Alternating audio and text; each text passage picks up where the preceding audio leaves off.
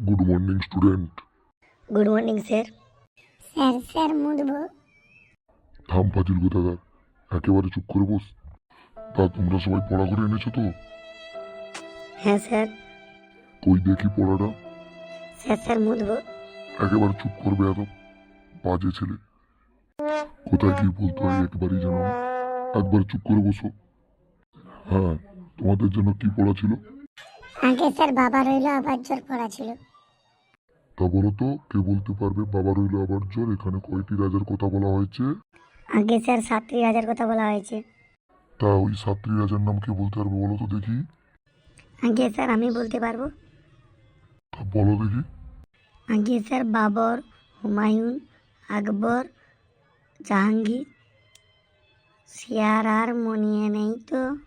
চুপ কর গাধা, কে বলতে পারবে বলো। আগে স্যার বাবর, হুমায়ুন, আকবর, জাহাঙ্গীর, শাহজাহান, ঔরঙ্গজেব।